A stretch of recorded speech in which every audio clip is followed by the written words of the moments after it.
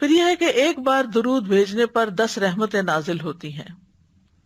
نبی صلی اللہ علیہ وسلم نے فرمایا جو شخص ایک بار مجھ پر درود بھیجے گا اللہ اس پر 10 رحمتیں نازل کرے گا۔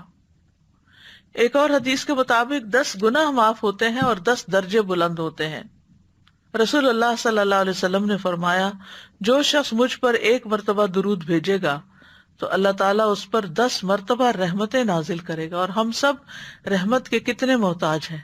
اگر اللہ کی رحمت آ جائے تو ہماری ساری مشکلیں آسان ہو جائیں، ہمارے سارے کام بن جائیں۔ اور پھر فرمایا اور اس کے 10 گناہ معاف ہوں گے اور اس کے 10 درجات بلند ہوں گے۔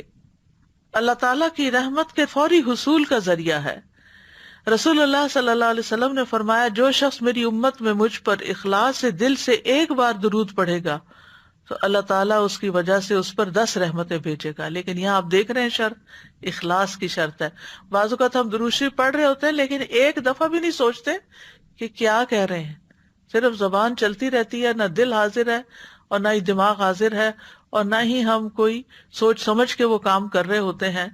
تو جو سوچ سمجھ کر یہ کام کرے اور اللہ تعالیٰ کے ساتھ اخلاص برتتے ہوئے اور پوری توجہ سے، تو اللہ تعالیٰ اس پر 10 رحمتیں بھیجے گا اور اس کی وجہ سے اس کے 10 درجے بلند فرمائے گا اور اس کی وجہ سے اس کے لیے 10 نیکیاں لکھ دے گا اور اس کی وجہ سے اس کے 10 گناہ معاف فرما دے گا۔